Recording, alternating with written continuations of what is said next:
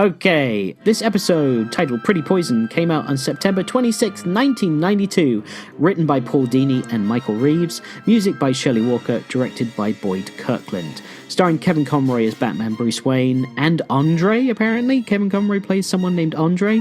Lloyd Bochner as Mayor Hamilton Hill. Robert Costanzo as Detective Harvey Bullock, Bob Hastings as Commissioner Gordon and the Rose Cafe chef, Richard Mole as Harvey Dent, Ephraim Zimbalist Jr. as Alfred Pennyworth and the Getaway Pilot, Diane Pershing as Poison Ivy, Ingrid Olu as Renee Montoya, Melissa Manchester as the model and nurse, and Neil Ross as the dishwasher, doctor, and criminal. Now, fun facts for you, bud. First of all, Neil Ross, he's been a guest of ours on the Spider-Man the Animated Series podcast, because Neil Ross is the voice of Norman Osborn and the Green Goblin. So we've talked to him. You can go check out our other podcast, Spider-Man the Animated Series podcast, available wherever you get your podcasts, and you can listen to our episode where we talked to Neil. I think it was around Halloween we talked to him as well, which was really... Many years ago. Diane Pershing played the character Pearl Pureheart in Mighty Mouse cartoon, as well as Crystal Kane in Centurions. Apparently she was in lots of episodes of those shows. I don't know what they are, but they were notable, so I mentioned them. She also had small roles in Inspector Gadget, Dungeons and Dragons, Smurfs, and Darkwing Duck before being cast as Poison Ivy. And then she's been Poison Ivy all throughout the DC animated universe and in a bunch of video games as well. And she's a very good Poison Ivy, I think. Yeah, absolutely. For the scene where Ivy slinks out of the restaurant, do you remember that scene where she slinks out of the restaurant and all the men turn? They're like, oh, hey.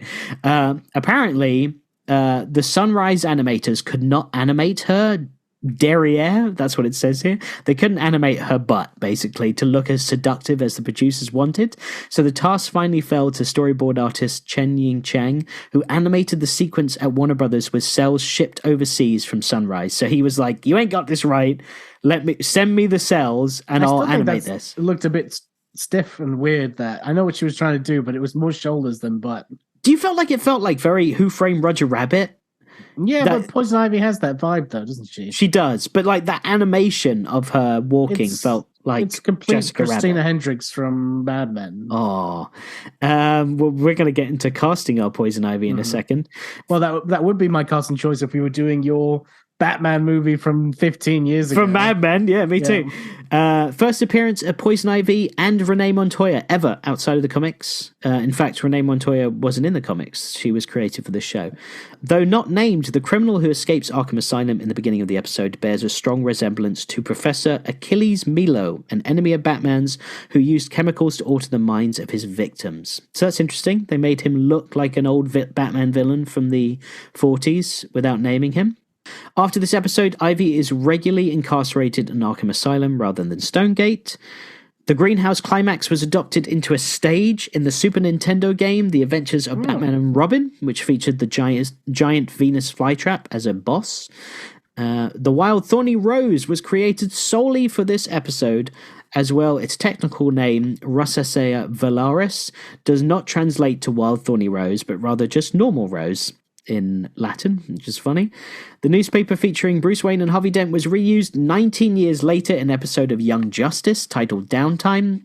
2011 is when it came out. It is seen in Artemis and Paula's apartment, and the banner in the background reads future site of the new Gotham Penitentiary. So that's an interesting little thing. The animators must have been a fan of Batman the Animated Series when they came to do this Justice League episode in 2011 and chucked that in there. At the end of this episode, Poison Ivy is in a jail cell, and you can see graffiti on the wall that reads "Warden, eat shh," and then it cuts off the IT, and "Kiss my A," and then cuts off the SS. So that's two things you can see on the wall hidden in this. Eat sherbet, Warden. And kiss my areola, Warden. Areola! Batman tells Alfred he can take the Cord to meet Harvey and Eiley. The luxury car manufacturer Cord was founded in 1929 and went bankrupt in 1937, which I thought was interesting because we've always said that this show is timeless, but it has always felt like 30s, like that kind of Art Deco feel to everything. And it's funny that they're using a car that existed in the 30s and only in the 30s. Mm-hmm. And when Harvey Dent is in the hospital being taken on a stretcher down the corridor, a doctor wearing glasses has red strawberry blonde hair, but in a close-up shot, his hair turns black, and then they cut back to him, and his hair turns red before Bruce Wayne appears. So a little bit of inconsistency with the animating. How dare they? How dare they? So that was a lot of fun facts. And before we get into this episode review, let's do our casting call for Poison Ivy in our fan-casted universe. Buddy, who do you want to see as Poison Ivy in your Batman the Animated Series live-action universe? My choice was based off of a film I just watched that I enjoyed, and just this character. I think you need an actress who has a unique look, not just someone who is cookie cutter, but someone who really stands out.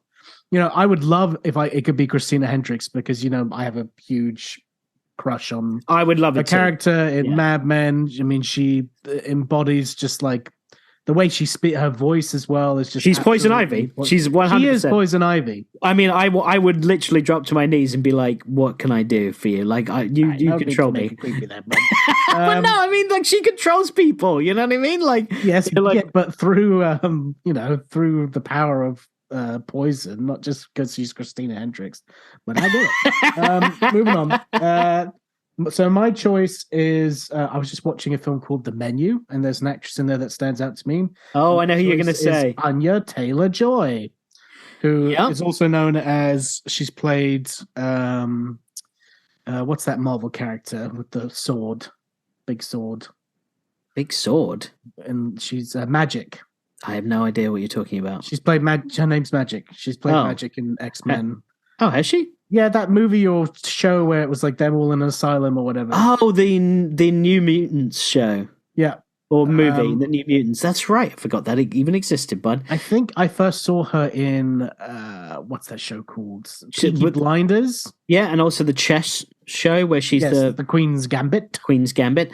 It's a very good choice. I saw that. Oh, sorry. I don't want to hop in. What makes you think that she's Poison Ivy? Well, for me, one thing I like about Poison Ivy in the animated series is the shape of her skull is that classic, like almost like a baby deer doe. Yes, like woodland elf or like a little woodland nymph or something. Yeah, that's what like that vibe. Very Disney look to it in a good way. And I just think that she can embody that. She's got like those sort of the eyes that are a bit further apart that work for that classic Hollywood beauty. Like it's like a classic, like the eyes being a bit wider apart. It's like a staple of early models. Do you know what I'm saying? Yeah. And yeah, like pin-up girl vibes. Exactly, and I think she's got the stuff for it, and I think she'd be a good choice. I like your choice. I saw that, and it was my second choice, so that definitely goes in line with what I was thinking. But I saw someone that I came across that I had forgotten about that I think, to me, embodies the animated Poison Ivy really, really well. Okay. And that is Natalie Dormer, who was in Game of Thrones. She plays the queen that marries Joffrey that ends up being blown up in the cathedral. And she's been in Tudors, she's been in the Hunger Games, she's been in Rush, she's been in a bunch of things, but her look, first of all, she is 40 years old. I know, bud, but she doesn't look it. And I think Taylor-Joy is 26. Oh, why? I mean, how old is she supposed to be in the show, do you think? Not 40. She looks like Poison Ivy though. Look at her. She's got that look that I can see her like totally being that animated series Poison Ivy.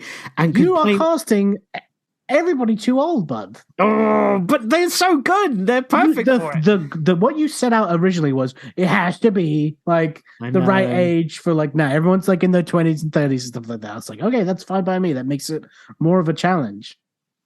Again, you've chose a perfect. I can totally see choice. Natalie Dormer in that costume as well. I can totally see it with the little crossbow on the wrist.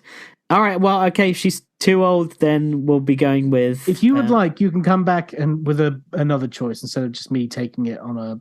I don't mind. She's my second choice, so it's not like I'm missing out. Yeah, all right. What was Anna Taylor-Joy? Is that Yeah. it? Yeah, okay.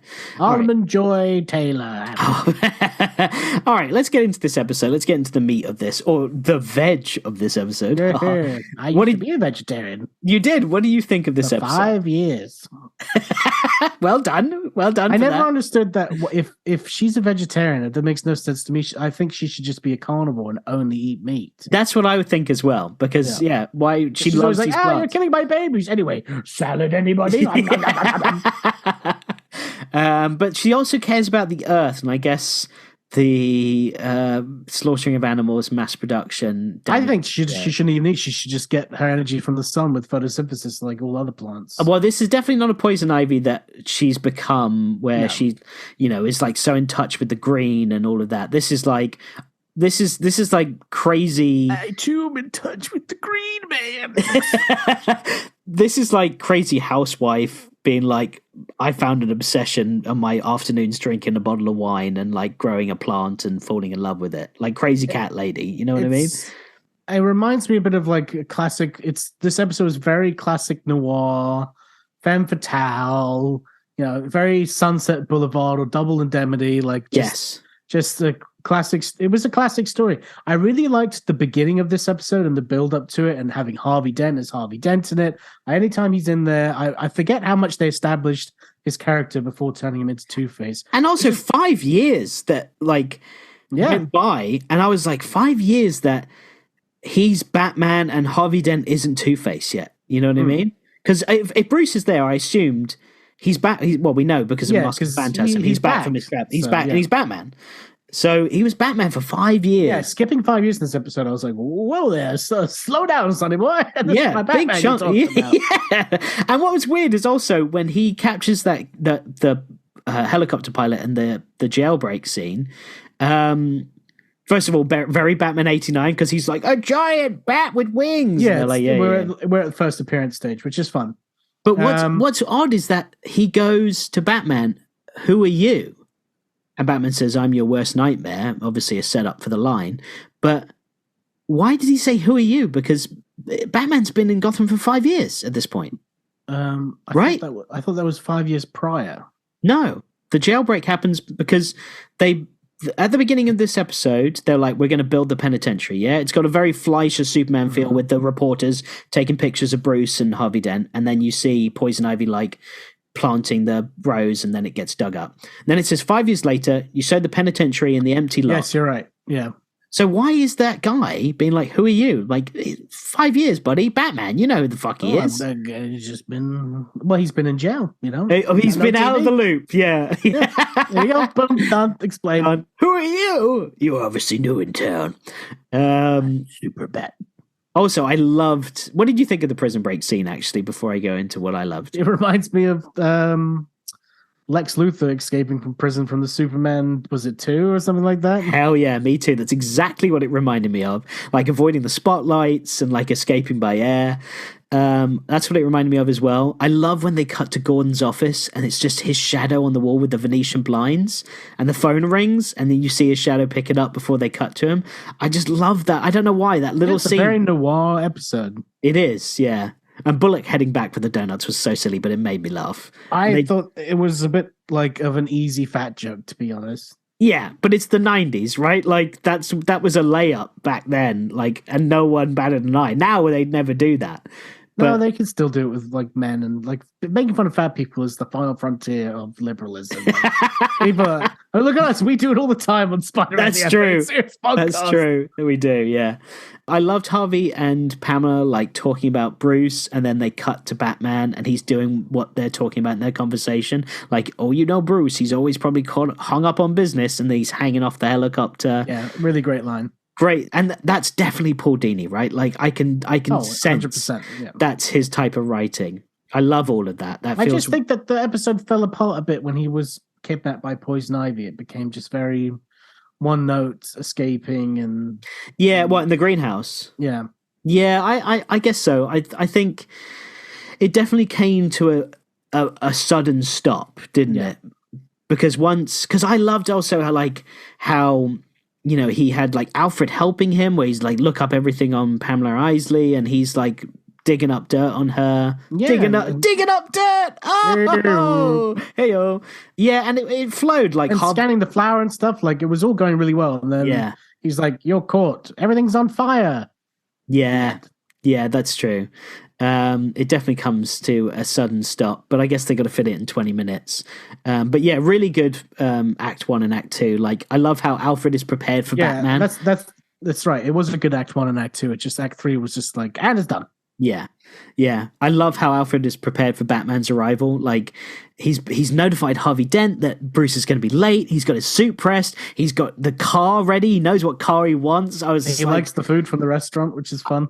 Yeah, I love that. That was really great.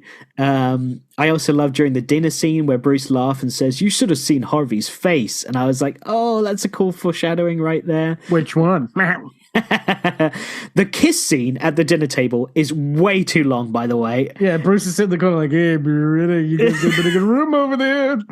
Bruce he's so uncomfortable. Like, he's twiddling his fingers, checking his watch. He's doing so many things as she's just laying it on him. Did you feel like Bruce putting the kiss to Harvey's, like, being poisoned was a bit of a stretch, though? Like, he saw... Yeah, because he sees Pamela, he, like, hugs her. Gives him a big hug, yeah. And I thought she was going to go for a kiss. But I guess he's like, that's the only contact that he had at the restaurant besides, like, because everyone was seeing the food at first. That's true, yeah. I guess it was. Again, it's a near good episode for me. It just, I'll probably never watch it again. Right. It fell apart a little bit, but there's some great ideas in there, and there's certainly glimmers of Paul Dini's brilliance. Yes, beginning and like as you said, like that film noir feel, the detective feel, like Bruce taking the blood sample from the hospital, Harvey's blood sample, and bringing it back to the cave. I was like, that's so cool. When he's like, "Tell me, doctor," and he's like being all nice guy Bruce, and then sneaks it around and has a very Batman feel.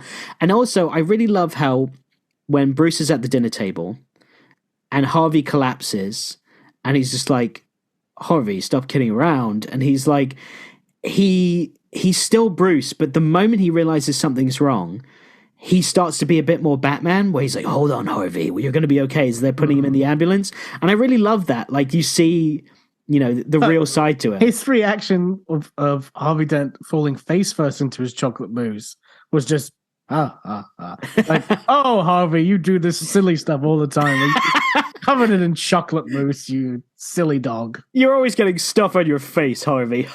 And he's face down in that pudding for like 30 seconds. I'm like, "Get that man some air." I love when they're interrogating the French chef as well. And he's like, "What did you put in this mousse? Strychnine?" And he's like, "Sugar, chocolate, and a little bit of vanilla. Eggs, clam." Yeah, that was great. So the plants attacking Batman in the greenhouse, yeah? One of them growled like a dog. Did you hear that? No, I didn't. I was like, what? It completely reminded me of both the original Resident Evil 1 and Resident Evil 2. Ooh. Because in those games, there's the garden area in Resident Evil 1 where it's a giant plant monster that picks up, and you have to poison the plant in order to get past it. And then in Resident Evil 2, there's these big walking plant monsters in the laboratory at the end. And they really look like that, because I had an action figure of that as a child. Oh, okay. Oh my God, I actually remember that. Mm-hmm. I remember that action figure now you said that. Yeah. We used to use it when we played with Poison Ivy all the time. Yeah, and Poison Ivy, we had a Joker toy where he had like a giant Joker gun with teeth. Yes. And then Poison Ivy from Batman and Robin, the movie, we had the Uma Thurman Poison Ivy action figure. We'd never had the animated series. And the we must have had the animated series. No, we didn't. We had the Uma Thurman, I remember. And Uma Thurman had the same sort of gun that the Joker had, but it was like a plant gun that had like a Venus flytrap mouth. Do you remember that? I do, yeah. Yeah, that was from Batman and Robin. I used to like stick my finger in it all the time. You loved sticking your finger in all of these toys, like the Venom I didn't mask. Stick my finger in all the toys. I used to chew on all the rubber. I'm not constantly sticking my finger in things. In offices. That's you, and by finger I mean dick. You're a horny little bastard. No, I had a weird obsession with chewing on rubberized things as a child. You did, yeah. Yeah, but I remember I that. was teething. Do you like? It was like those. What is it? They like hold paper together, not a paper clip, but like, fuck, what the fuck are they called? It's I like know what you're talking about. like the ones that clamp down, Yes, like a paper. I do have forgot the name of whatever you're Right? talking about. I can't remember it, but anyway, Yeah, I used to put they my look finger like in those. the ships from Attack of the Clones if you hold them the right way. Absolutely, yes. I used to put my finger in those all the time, and Me that's too. probably the same obsession with the You plot. can pick your finger in. So, all right. Do you think Batman's vow to never take a life included plants? Because he fucks up that Venus flytrap. No, plants, robots, animal life. Batman is a murderer. There's a bear. He's like, done. Moving on. You're going in the study at Wayne Manor. Yeah. You're going on display in the Batcave. That's the time I nearly died from that big bear. I shouted, "It's coming right for us!" and just shot it right in the face. Next to the T-Rex and all the other things he's killed. What do you think of Poison Ivy's little wrist crossbows that she's got? I don't get it. No, it doesn't really. Whose idea was that? Was that from the comics? Is that something Paul Dini came up with? Maybe. It just doesn't make sense for the character. No, I mean, it was a bit weird, especially because, yeah, like a whole thing with plants and like organic material, and then she's got this like old archaic weaponry, from years I always ago. thought it'd be cool if Poison Ivy had something like Spider-Man's webbing, but it shot like vines that she could like swing around and wrap people up in, but no one's really ever done that. No one's done that. She's had like hench people that have done that, like side villains in this show where she creates them out of plants and they like shoot like tentacle plants. I always at thought them. if she could do that, it'd be fun. Yeah. So Batman trades the extinct rose for the antidote, and Harvey makes a full recovery. He tells Harvey that Pamela is not right for him, which I thought was really funny, by the way. He's like, "I'm your friend, right?" And Harvey's like, as he's like having his temperature taken. He looks like a kid with a lollipop in his mouth. He's like, yeah, I'm your friend, yeah. So he tells him that it's not right for him. We cut to Ivy in Stonegate, who's talking to her roses like a maniac. And all I want to know, bud, is who let Poison Ivy have plants in her jail cell? Well, I guess they don't really know the extent of her powers and abilities, do they? No, true. And also she's in Stonegate and she does end up in Arkham in this show, in all the other episodes that she's in. Yeah, that's an easy escape. I'm like, but she doesn't, I don't really know what her abilities are in this episode. It's vague, and that's fine. She's more human than she is like. Yeah, absolutely. Yeah, you know what I mean? Like I said, like almost like just a classic femme fatale of like, I poisoned my husband. Yeah. And I wondered if she was going to do the same to Bruce somehow, because Bruce and Harvey were the ones that pioneered the like and the mayor. She was like going with Harvey when she was like, I heard he's like super rich and stuff like that. Yes. And use that to her abilities. Yeah.